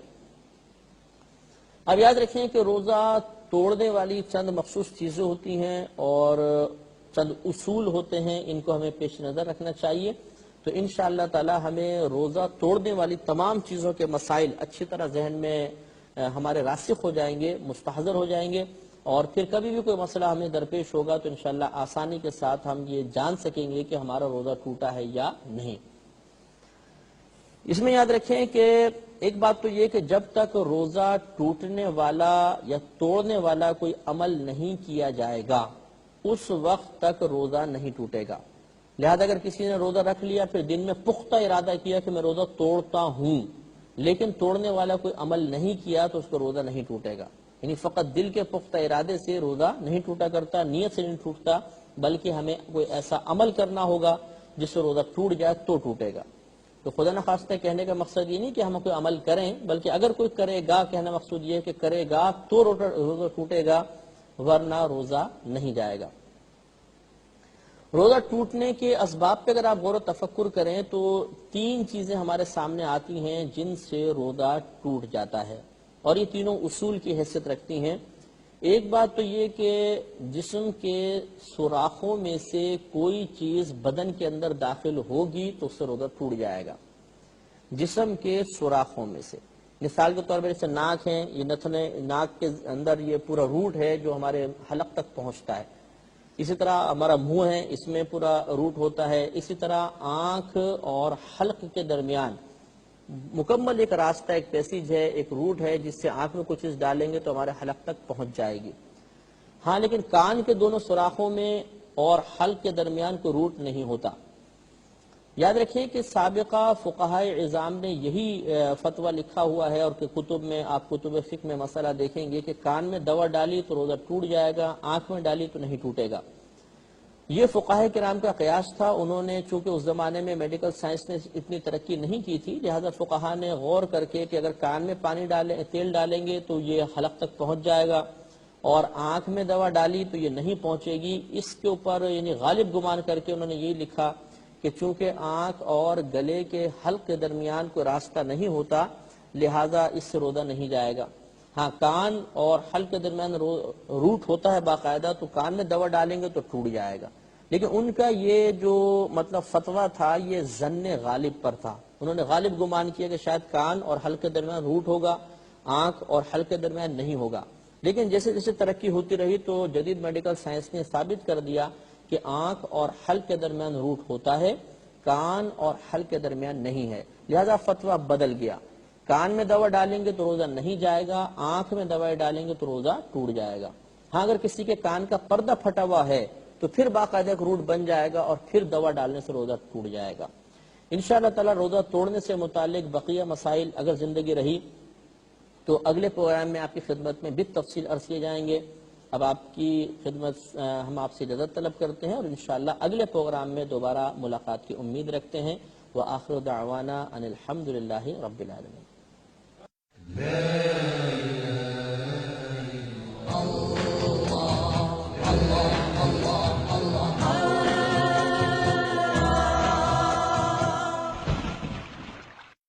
اگر کوئی اپنا بھلا چاہتا ہے، اسے چاہے جس کو خدا چاہتا ہے. اعوذ باللہ من الشیطان الرجیم، بسم اللہ الرحمن الرحیم. خواتین و حضرات، السلام علیکم ورحمۃ اللہ وبرکاتہ و مغفرتہ. پروگرام شرعی احکامات اور روزوں کے مسائل کے ساتھ آپ کی خدمت میں حاضر ہیں. پچھلے پروگرام میں ہم نے سحری اور افطار سے متعلقہ احادیث کریمہ اور مسائل عرض کیے تھے. آج انشاءاللہ تعالی ہم ان چیزوں کو سب سے پہلے بیان کریں گے کہ جن آزار یا جن امور یا جن وجوہات کی بنا پر ایک عاقل بالغ مسلمان کے لیے روزہ چھوڑ دینے کی یا روزہ نہ رکھنے کی اجازت ہوتی ہے. تو اس میں پہلے آیت سماعت فرما لیں کہ جس میں کچھ آزار اللہ تبارک و تعالی نے خود قرآن عظیم میں بیان فرمائے، پھر چند احادیث مبارکہ ہوں گی جس میں نبی کریم صلی اللہ علیہ وسلم نے آزار کو ذکر فرمایا، اور اس کے بعد فقہائے عظام کے اقوال آپ کی خدمت میں بالتفصیل عرض کیے جائیں گے، جن سے معلوم ہوگا کہ بہت سارے ایسے امور ہوتے ہیں کہ جس کی بنا پر اللہ تبارک و تعالی اور اس کے رسول کریم صلی اللہ علیہ وسلم نے روزہ نہ رکھنے کی اجازت مرحمت فرمائی ہے. اس وضاحت کے بعد ہمیں یہ معلوم ہو جائے گا کہ بعض اوقات انسان روزہ نہ رکھ کر بھی گناہگار نہیں ہوتا، بلکہ اللہ تبارک و تعالی اسے اس کی اجازت مرحمت فرماتا ہے، اور واقعی اگر عذر متحقق ہوگا تو انشاءاللہ اللہ کے رحمت سے امید ہے کہ روزہ نہ رکھنے کے باوجود رمضان کی برکات ضرور حاصل ہو جائیں گی. تو اللہ تبارک و تعالی قرآن عظیم میں ارشاد فرماتا ہے کہ فمن کان منکم مریضا او علی سفر فعدۃ من ایام اخر، کہ تم میں سے جو شخص سفر پر ہو یا مریض ہو، پہلے مریض کا ذکر فرمایا پھر سفر کا، کہ تم میں سے جو مریض ہو یا سفر پر ہو تو دوسرے دنوں میں گنتی پوری کرنا اس پر لازم ہے. معلوم یہ ہوا کہ سفر ایک عذر ہے، اسی طرح مرض بھی ایک عذر ہو سکتا ہے، لیکن اس میں تفصیل ہے جو انشاءاللہ میں آگے آپ کی خدمت میں عرض کروں گا. حضرت حمزہ بن عمرو اسلمی رضی اللہ تعالی عنہ فرماتے ہیں، یہ بخاری شریف کی روایت ہے، مسلم میں بھی درج ہے، کہ آپ کے بارے میں یہ مروی ہے کہ آپ بہت کثرت کے ساتھ روزہ رکھا کرتے تھے. تو ایک دفعہ آپ سفر پر جا رہے تھے تو آپ نے نبی کریم صلی اللہ علیہ وسلم سے دریافت فرمایا کہ یا رسول اللہ صلی اللہ علیہ وسلم، میں دوران سفر روزہ رکھوں یا نہ رکھوں؟ تو نبی کریم صلی اللہ علیہ وسلم نے ارشاد فرمایا کہ چاہے تم روزہ رکھو اور چاہو نہ رکھو. تو گویا کہ یہاں پر نبی کریم صلی اللہ علیہ وسلم نے بھی سفر کو ایک عذر قرار دے کر انہیں روزہ نہ رکھنے کی اجازت مرحمت فرمائی. اسی طریقے سے حضرت ابو سعید خدری رضی اللہ تعالی عنہ کہتے ہیں کہ 16 رمضان کو ہم نبی کریم صلی اللہ علیہ وسلم کے ساتھ ایک جہاد پر گئے، تو ہم میں سے بعض صحابہ نے روزہ رکھا اور بعض نے روزہ چھوڑ دیا. تو جنہوں نے روزہ رکھا انہوں نے روزہ نہ رکھنے والوں کو کوئی ملامت نہیں کی، اور جنہوں نے روزہ نہیں رکھا انہوں نے روزہ رکھنے والوں کو کوئی الزام نہ لگایا۔ یہ مسلم شریف کی روایت ہے۔ اس سے بھی معلوم ہوا کہ روزہ نہ رکھنا ایک عذر ہے، یعنی سفر روزہ نہ رکھنے کے لیے ایک عذر بن سکتا ہے، لیکن اگر کوئی رکھنا چاہے تو اس میں حرج بھی نہیں ہے۔ اس پہ ہم مزید کلام بھی کریں گے انشاءاللہ۔ اور نبی کریم صلی اللہ علیہ وسلم کی روایت ترمذی شریف کی ہے، آپ نے ارشاد فرمایا کہ اللہ تبارک و تعالی نے مسافر کے لیے آدھی نماز کو معاف کر دیا ہے، اور مسافر، دودھ پلانے والی عورت اور حاملہ عورت کو روزہ معاف کر دیا ہے کہ چاہیں تو یہ روزہ نہ رکھیں اور دوسرے دنوں میں گنتی پوری کر لیں۔ اس میں مزید کچھ عذر بیان ہوئے کہ حاملہ عورت اور دودھ پلانے والی عورت کے لیے بھی روزہ نہ رکھنے کی اجازت ہوتی، لیکن جیسے میں نے پہلے آپ کو عرض کیا کہ قرآن و حدیث کو سمجھنے کے لیے بزرگان دین کے اقوال کا مطالعہ، فقہائے اعظام کی تحقیق کو جاننا بہت ہی ضروری ہوتا ہے، تاکہ مکمل اور جمیع تفاصیل کے ساتھ ہمیں اللہ تبارک و تعالی اور اس کے رسول کریم صلی اللہ علیہ وسلم کا مقصود سمجھ میں آ جائے۔ لہذا ہم تفصیل عرض کرتے ہیں۔ ان تمام احادیث کریمہ میں بیان کردہ آزار پر جو فقہائے اعظام نے نگاہ کی تو چند امور سامنے آئے، اور مزید آیات اور کریمہ جو خاص روزے سے متعلق تو نہیں تھیں، لیکن ان سے یہ نتیجہ اخذ کیا کہ بعض امور ایسے ہوتے ہیں جن میں دیگر عبادات کو چھوڑنے کی اجازت ہے، تو روزے کے لیے بھی وہ چیزیں آزار بنیں گی۔ ان تمام احادیث اور آیات کے پیش نظر فقہائے اعظام نے چند چیزوں کو روزہ نہ رکھنے کے لیے عذر قرار دیا ہے۔ ان میں سے ایک تو وہی سفر ہے جو قرآن میں بیان ہوا، حدیث میں اس کا ذکر آیا، دوسرا حمل، تیسرا بچے کو دودھ پلانا، چوتھا مرض، پانچواں بڑھاپا، چھٹا اپنی جان کی ہلاکت یا عقل کے ختم ہو جانے کا خوف، ساتواں اکراہ یعنی کسی کی طرف سے مجبور کر دینا، اور آٹھواں جہاد۔ یہ تمام امور روزہ نہ رکھنے کے لیے عذر قرار دیے گئے ہیں، یعنی اگر ان آزار کی بنا پر کوئی روزہ نہیں رکھے گا تو گناہگار نہیں ہوگا، لیکن ان سب کی تفصیل جاننا بہت ہی ضروری ہے۔ مثلا سب سے پہلے ہم سفر کو لیتے ہیں۔ سب سے پہلے تو یاد رکھیے کہ وہ سفر کی کتنی مقدار ہے کہ جس کی بنا پر روزہ چھوڑنے کی اجازت ہوتی ہے، تو وہ مقدار وہی مقدار ہے کہ جس مقدار میں سفر کیا جائے تو اللہ تبارک و تعالی نماز کے قصر کی اجازت دیتا ہے۔ اور یہ شرعی سفر کی مقدار یہ ہے کہ انسان اپنی شہری حدود سے، یعنی اپنے شہر کی حدود سے باہر نکلے اس ارادے کے ساتھ کہ وہ کم از کم 57.5 میل دور جائے گا، جو کلومیٹرز میں اگر آپ کریں تو 92 کلومیٹرز 92 کلومیٹر بنتے ہیں، کہ جو شخص اپنی شہری حدود سے باہر نکلا اور ارادہ یہ ہے کہ کم از کم 92 کلومیٹر یا 57.5 میل وہ دور جائے گا تو وہ شرعاً مسافر ہو جاتا ہے۔ اس مسافر کو روزہ چھوڑنے کی اجازت ہوتی ہے، لیکن اس میں تفصیل یہ ہوتی ہے کہ مسافر کو روزہ چھوڑنے کی اجازت اسی وقت ہوگی جب دوران سفر اس کو سحری ملے۔ یعنی مثال کے طور پہ ہم سفر کر رہے ہیں اور اب سحری کا وقت آیا، یعنی رات میں سفر جاری ہے، سحری کا وقت آ گیا، تو اگلا دن چونکہ دوران سفر ہی گزرے گا، اس لیے اب اگلے دن کا روزہ چھوڑنے کے لیے عذر متحقق ہو گیا، اگر کوئی چاہے تو روزہ نہ رکھے۔ اس سے یہ معلوم ہوا کہ مثال کے طور پر آپ ابھی گھر پر ہی ہیں، سحری رات آ گئی، سحری کا وقت موجود ہے اور آپ نے کل دن میں سفر کرنا ہے، مثال کے طور پر 10 بجے 11 بجے 12 بجے آپ کی ٹرین کا یا فلائٹ کا وقت ہے، تو اب یہ جو رات میں آپ کو گھر پر سحری مل رہی ہے تو اگلے دن کا سفر اس روزے کو چھوڑنے کے لیے عذر نہیں بنے گا۔ اب آپ کو سحری باقاعدہ کرنی ہوگی، اگر اور کوئی عذر نہیں ہے تو اگلے دن کا روزہ رکھنا آپ پر فرض ہوگا۔ معلوم یہ ہوا کہ روزہ وہی چھوڑنا سفر میں جائز ہوگا یا اس کی اجازت ہوگی جس کی سحری آپ کو دوران سفر ملے گی۔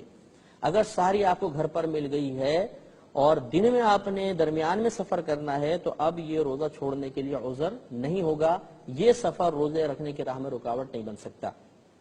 لہٰذا آپ نے سحری کرنی ہوگی اور سحری کرنے کے بعد اگلا آپ دن میں سفر طے کریں۔ اب مثال کے طور پر کسی نے کسی کو یہ مسئلہ معلوم صحیح طرح مسئلہ معلوم نہیں تھا، مثلا اس نے سحری کر لی اور پھر دن میں 10 بجے 11 بجے وہ سفر پر چلا گیا، اور دوران سفر یہ گمان کر کے کہ شاید یہ سفر ہے اور سفر میں روزہ نہ رکھنے کی اجازت، روزہ توڑ دیا. تو اگر دوران سفر روزہ توڑا، سفر کی بنیاد بنا کر سفر کے عذر کو ملحوظ رکھتے ہوئے، تو یاد رکھیں روزہ اب ٹوٹ تو جائے گا لیکن اس پر کفارہ نہیں ہوتا، اس کی قضا رکھنی ہوگی، کیونکہ یہ سحری ان کو گھر پر ملی تھی، روزہ رکھنا فرض تھا. اب دوران سفر روزہ توڑا تو لازم سے آتے کہ روزہ تو ان کا شروع ہو چکا تھا، روزہ توڑ دیا تو اب اس کی قضا کرنی ہوگی. کفارہ اس پر اس لیے نہیں ہوتا کہ یہاں پر ایک عذر ہے کہ اس نے یہ گمان کیا تھا کہ شاید دوران سفر پہلے سے رکھے ہوئے روزے کو توڑنا بھی جائز ہے، تو چونکہ یہ شک پیدا ہونے کی وجہ سے ایسا ہوا، اس کو مسئلہ معلوم نہیں تھا، شکوک و شبہات اس میں داخل ہو گئے، لہذا ایسا کوئی بھی موقع جہاں پر شک ہو، شبہ ہو، روزہ توڑنے کا مکمل طور پر اللہ تعالیٰ کی نافرمانی کے ساتھ ارادہ نہ ہو، وہاں پر کفارہ نہیں ہوتا، صرف قضا ہوتی ہے. جیسے کہ ہم تفصیل انشاءاللہ ان چیزوں کے بیان میں بتائیں گے آپ کو کہ جن چیزوں سے صرف قضا لازم آتی ہے اور بعض صورتوں میں کفارہ لازم آتا ہے، اس بیان میں آپ کو تفصیل بتائیں گے. ابھی آپ خلاصے سمجھ لیجئے کہ رات میں اگر سحری ملی تھی، اگلے دن کا روزہ رکھنا ضروری تھا، انہوں نے رکھا، لیکن دوران سفر یہ سوچ کر کہ شاید یہ سفر روزہ نہ رکھنے کی اجازت میں شامل ہوتا ہے، انہوں نے روزہ توڑ دیا، تو اب روزہ ٹوٹ گیا، قضا لازم ہوگی، کفارہ لازم نہیں ہوگا. ایک صورت تو یہ ہوئی. دوسری صورت یہ ہے کہ رات میں سحری ملی، سحری رکھی، روزہ شروع ہو گیا، دن میں مثلا 12 بجے فلائٹ ہے یا 12 بجے ٹرین کا اپنے ٹکٹ وغیرہ لیا ہوا ہے، اب صبح 7 بجے 8 بجے آپ نے سوچا کہ چلیں جی اب تو میں نے سفر کرنا ہی ہے، تو وہ سفر اس کے لیے عذر بن جائے گا. اب آپ نے جان بوجھ کر 7 بجے 8 بجے نے سفر سے پہلے گھر پر روزہ توڑ دیا. تو ایک ہے دوران سفر روزہ توڑا، سفر شروع ہو گیا تھا اب روزہ توڑا، آپ کو بتایا کہ اس پہ قضا ہے، کفارہ نہیں. اور ایک ہے کہ ابھی گھر پر موجود تھے، سفر ابھی شروع نہیں ہوا، لیکن یہ سوچ کر کہ سفر کروں گا تو وہ سفر اس کے لیے روزہ توڑنے کے لیے عذر بن سکتا ہے، لہذا گھر پر ہی توڑ دیا. تو اس صورت میں یاد رکھیں کہ قضا بھی ہوگی اور کفارہ بھی ہوگا. وہ قضا تو ایک روزہ ہی ہوتا ہے اور کفارے آپ کو آگے بتایا جائے گا کہ 60 روزے پے در پہ رکھنے ہوں گے. ایک قضا کا 60 روزے پے در پہ 61 روزے. تو یہ معلوم ہوا کہ اگر آپ کو سفر کرنا ہے، دن میں سفر کرنا ہے، تو رات میں اگر ساری گھر پہ ملی ہے تو اب آپ اس روزے کو پورا کریں گے. دن میں اگر گھر میں توڑ دیا تو روزہ کے لیے عذر نہیں ہے، کفارہ وغیرہ آپ کے اوپر لازم آ جائے گا. ایک صورت یہ بھی بیان کی گئی ہے کہ مثلا آپ کسی جگہ سے کار پر سفر کر کے ایک دوسرے شہر میں جانا چاہتے ہیں اور ان کے درمیان فاصلہ 57.5 میل کا ہے. تو مثال کے طور پر آپ کو گھر پر سحری ملی، روزہ رکھنا لازم تھا، آپ نے روزہ رکھ لیا، پھر آپ سفر پر آپ روانہ ہوئے اور آپ نے تھوڑا آگے جا کر آپ کو یاد آیا کوئی چیز گھر پر ہم بھول گئے ہیں، شہری حدود سے باہر نکل گئے تھے، مسافر ہو گئے تھے، پھر آپ واپس آئے اور گھر میں آ کر وہ چیز لی. اب آپ نے گھر میں آ کر روزہ توڑ دیا یہ سوچ کر کہ ہم سفر پہ تو چلے گئے تھے، ہم سفر سے فی الحال واپس آئے ہیں اور پھر ہم نے دوبارہ سفر کرنا ہے. تو اب بھی اگر آپ گھر پر آ کر روزہ توڑ دیں گے تو کفارہ اور قضا دونوں لازم ہوں گے. خلاصہ کلام یہ ہو گیا کہ اگر رات میں آپ نے ساری گھر میں کی تھی اور دوران سفر آپ مطلب سفر پہ روانہ ہو گئے، دوران سفر روزہ توڑا تو صرف قضا ہے، کفارہ نہیں. اور گھر پہ یہ سحری ملی، آپ نے گھر پہ روزہ توڑ دیا سفر شروع کرنے سے پہلے، یا روزہ توڑا گھر پر سفر شروع کرنے کے بعد کہ کسی وجہ سے واپس آئے، ان دونوں صورتوں میں قضا بھی ہے اور کفارہ بھی لازم ہوتا ہے. ایک بات یہ بھی یاد رکھیے کہ میں نے آپ کو مسئلہ بتایا تھا روزے کی نیت کے بارے میں کہ روزے رمضان کے روزے کی نیت پوری رات میں بھی ہو سکتی ہے، اور اس کے علاوہ اگر کوئی شخص مثلا رات میں نہ جاگ سکا اور اس کی آنکھ کھلی صبح 7-8 بجے تو وہ زوال کے وقت سے پہلے روزے کی نیت کر سکتا ہے.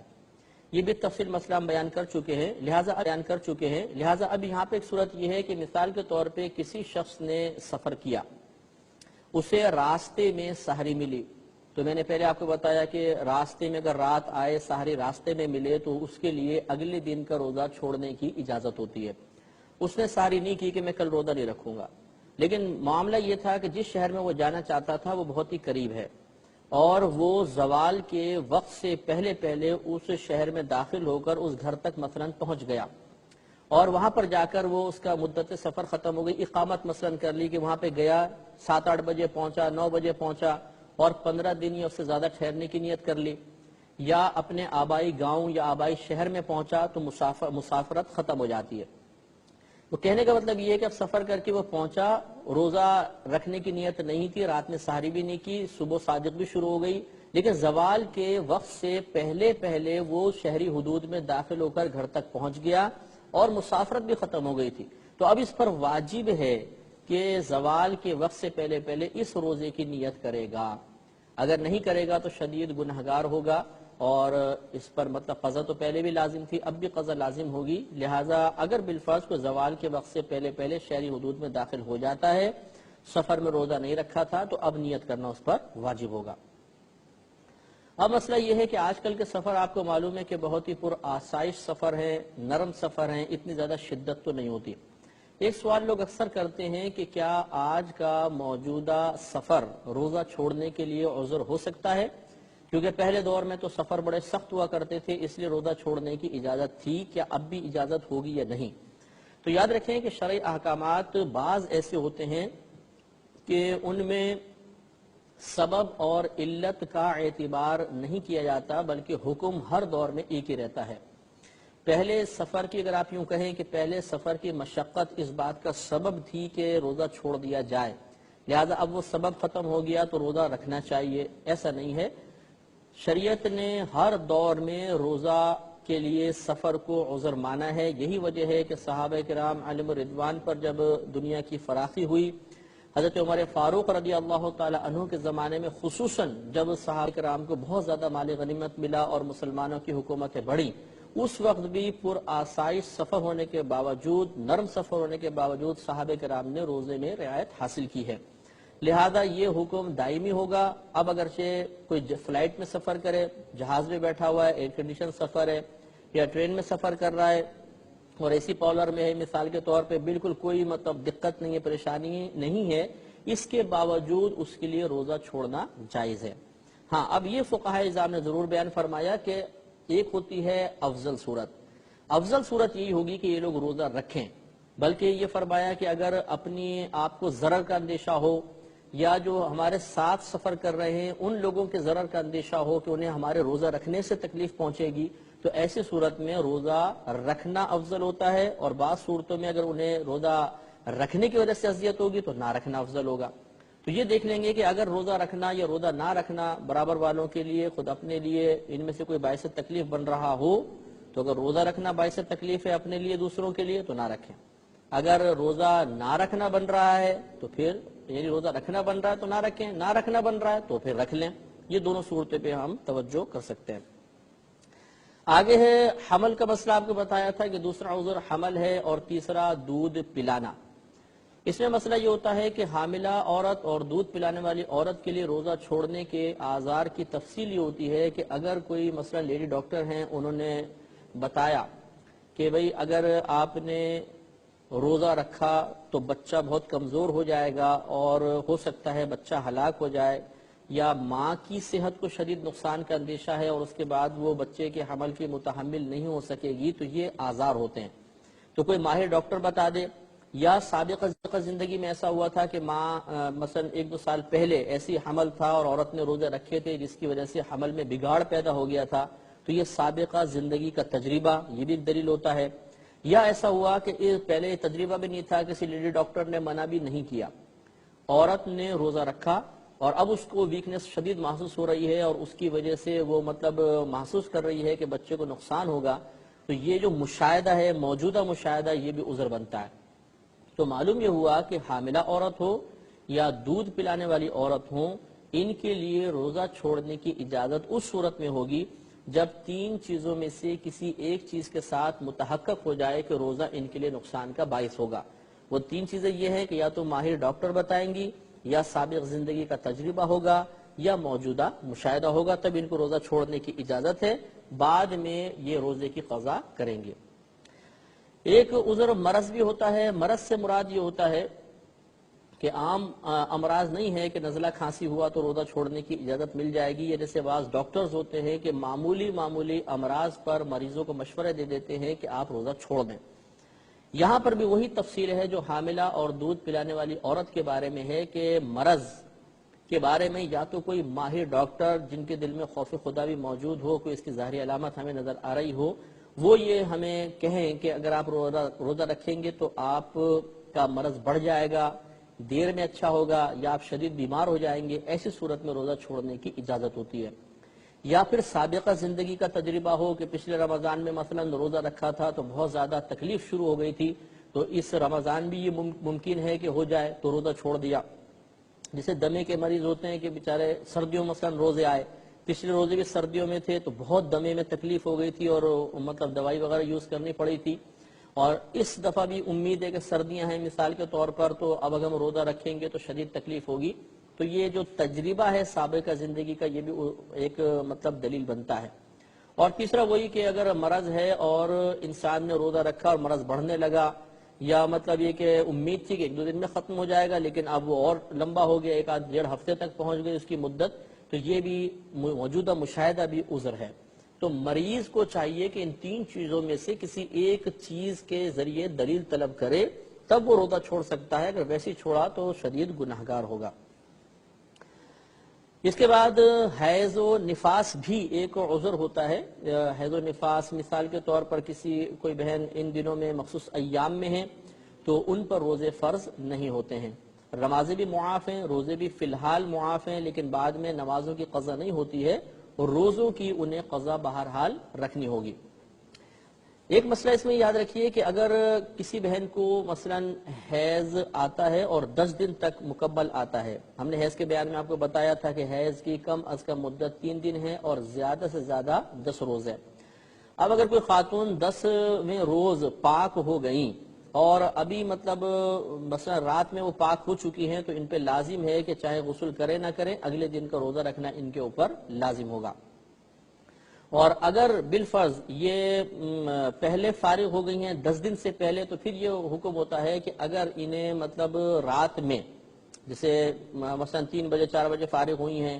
پاک ہو گئی ہیں، تو اگر انہیں غسل وغیرہ کرنے کے بعد پھر اتنا وقت مل گیا جس میں یہ تھوڑی بہت ساری کر سکتی ہیں، یعنی فجر شروع نہ ہوئی ہو، تو پھر بھی ان کے لیے فرض ہوگا کہ اب اگلے دن کا یہ روزہ رکھیں گی۔ ہاں اگر ایسا ہوا کہ رات میں مثلا آخری دن چل رہا، چوتھے پانچویں دن ان کا حیض بند ہوتا ہے مثال کے طور پر، اور یہ آخری رات چل رہی تھی اور حیض ایسے وقت میں بند ہوا، ایسے وقت میں یہ پاک ہوئی کہ صبح صادق ہو چکی تھی، تو اب ان کے لیے عذر ہے، یہ دن ان کے لیے روزے کے رکھنے کے لیے ضروری نہیں ہے، یعنی اب ان کو دن میں نیت نہیں کرنی ہوگی کہ زوال سے پہلے پہلے نیت کریں، بلکہ رات میں چونکہ بالکل موقع نہیں ملا اس لیے یہ روزہ چھوڑنا ان کے لیے جائز ہے۔ جو خاتون ان مخصوص ایام میں ہوں یا نفاس میں مبتلا ہوں، ان کے لیے کھانا پینا روزے یعنی دن میں روزہ تو رکھیں گے نہیں تو کھانا پینا بالکل جائز ہے، چاہے چھپ کر کھائیں چاہے یہ گھر والوں کے سامنے کھائیں، ان کے لیے بالکل جائز ہے، لیکن افضل اور اولا یہ ہوتا ہے کہ یہ چھپ کر کھائیں، سب کے سامنے ظاہراً نہ کھائیں۔ اگلا عذر ہے کہ جان کی ہلاکت کا یا عقل کے نقصان کا صحیح اندیشہ ہو تب بھی روزہ چھوڑ سکتے ہیں، اور یہاں پر بھی وہی صورتحال ہے جیسے میں نے آپ کو بتایا کہ یا تو کوئی ماہر ڈاکٹر کہے کہ اگر آپ روزہ رکھیں گے تو آپ ہلاک ہو جائیں گے، یا عقل ختم ہو جائے گی، پاگلوں کی سی حرکتیں شروع ہو جاتی ہیں، یا سابقہ زندگی کا تجربہ تھا کہ روزہ رکھا تھا تو ہلاکت کے قریب پہنچ گئے تھے یا عقل زائل ہو گئی تھی، اور یا پھر موجودہ مشاہدہ ہے کہ روزہ رکھنے کے بعد ہوش و حواس سب چلے گئے اور بالکل کسی کو پہچان نہیں رہے ہیں، پاگلوں کی سی کیفیات ہو گئی ہیں، یا بالکل مرنے کے قریب ہو گئے ہیں کہ غشی طاری ہو رہی ہے، بار بار اتنا ضعف غالب ہو گیا، تو اس قسم کی حالت اگر طاری ہوتی ہے، یہ ہلاکت کا خوف ہو گیا یا عقل کے زوال کا خوف ہو گیا، تو روزہ چھوڑنے کے لیے عذر ہے۔ ایک ہوتا ہے کسی کا مجبور کرنا، مجبور کرنے سے مراد یہاں پر شرعی لحاظ سے جو مجبوری کہلاتی ہے وہ مراد ہے، اور شرعی لحاظ سے مجبوری کا مطلب یہ ہے کہ کوئی شخص ہمیں دھمکی دے کہ اگر تم نے روزہ رکھا تو میں تمہیں جان سے مار دوں گا یا تمہارا کوئی عضو ضائع کر دوں گا، اور ہمیں یقین ہے کہ اگر ہم اس کی بات نہیں مانتے تو ہم ہلاک ہو جائیں گے، یہ مار دے گا یا عضو کاٹ دے گا، تو یہ جو مجبوری کی اب حالت آئی کہ جان کا خوف ہے یا کسی عضو کے تلف ہو جانے کا، ضائع ہو جانے کا خوف ہے، اس حالت کو حالت اکراہ کہتے ہیں، اسے اکراہ شرعی بھی کہتے ہیں۔ اب ایسی صورت میں روزہ چھوڑنے کی اجازت ہے. اب اس کا وبال ہوگا جس شخص نے مجبور کیا اس پر، ہم پر اس کا وبال نہیں ہوگا. ہاں یہ ضرور کہا ہے فقہا نے کہ اگر یہ شخص اس کی بات نہ مانے کہ چاہے تم مجھے مار دو چاہے میرا عذر تلف کر دو، میں تو روزہ ضرور رکھوں گا، اور اس کی طرف سے آنے والی تکلیف پر اس صبر بھی کرنے میں کامیاب ہو جائے، یعنی نہیں مانے اور وہ تکلیف پہنچائے اور یہ اس کو برداشت کرے، تو یہ بہت ہی افضل جہاد ہے اور اس کو بہت ہی ثواب ملے گا. اسی کے ساتھ ہی میں نے آپ کو بتایا کہ ایک مسئلہ یہ ہوتا ہے کہ مثلا کوئی جہاد پر جا رہا ہے، مشقت بہت شدید ہے، تو اس کے لیے بھی عذر ہو سکتا ہے. جیسے نبی کریم صلی اللہ علیہ وسلم نے جہاد کے دوران صحابہ کرام کو روزہ چھوڑنے کی اجازت مرحمت فرمائی ہے. بعض بھائی ہم سے سوال کرتے ہیں کہ ہمارا کام بہت ہارڈ ہے، بہت شدید ورکنگ ہے ہماری دن کے اندر، اگر ہم روزہ رکھتے ہیں تو شدید ضعف غالب ہو جاتا ہے اور روزہ پورا کرنا مشکل ہو جاتا ہے، اس میں کیا کریں؟ تو یہ اصول اچھی طرح یاد رکھیے گا کہ اگر انسان روزہ رکھ کر اپنا کام پورا کر سکتا ہے تو پھر تو اس پر روزہ رکھنا فرض ہے. دوسری صورت یہ ہے کہ روزہ تو پورا ہو جائے گا لیکن تھوڑی بہت تکلیف پہنچے گی، یہ بھی عذر ہے، یہ بھی مطلب عذر نہیں ہے، اب بھی رکھے گا. تیسرا یہ ہے کہ روزہ کام بڑا ٹائٹ ہے اور روزہ بڑے شدید تکلیف پہنچائے گا، اور لیکن صورت یہ ہے کہ اگر یہاں پہ آپ کام کرنا چاہیں ٹھیک، ورنہ چھوڑ کے کوئی اور پہ بھی آپ کام کر سکتے ہیں، اور یہاں پر مالک منع کر رہا ہے یا کام بڑا ہارڈ ہے تو یہ بھی عذر نہیں ہے، ہمیں وہ کام چھوڑ کے دوسرا کام اختیار کرنا ہوگا اور روزہ رکھیں گے. اور آخری صورت اس میں یہ ہے کہ مثال کے طور پہ کام بہت سخت ہے اور کوئی کام کہیں مل ہی نہیں رہا اور مالکان یہ کہتے ہیں کہ بھئی ہم تو پورا کام لیں گے اور آپ روزہ رکھیں گے تو آپ سے کام نہیں ہوگا، ہم نوکری سے نکال دیں گے. ایسی صورت میں جب آدمی مجبور ہو جائے تو شریعت نے اجازت دی ہے کہ وہ روزہ چھوڑ سکتا ہے اور باقی دنوں میں گنتی پوری کرے. لیکن یہاں پر دیانت داری کے ساتھ ہمیں غور کرنا ہوگا کہ واقعی کام سخت ہے، دوسرا کو کام نہیں مل سکتا، تب اس کے اندر رعایت مل سکتی ہے، ورنہ تھوڑی بہت مجبوری کی وجہ سے رعایت نہیں ملے گی، شدید گناہگار ہوں گے. اب چونکہ پروگرام کے وقت ختم ہو رہا ہے، انشاءاللہ دیگر مسائل کے ساتھ اگلے پروگرام میں حاضری کا شرف حاصل ہوگا. اب آپ ہمیں اجازت مرحمت فرمائیں. وآخر دعوانا ان الحمدللہ رب العالمین.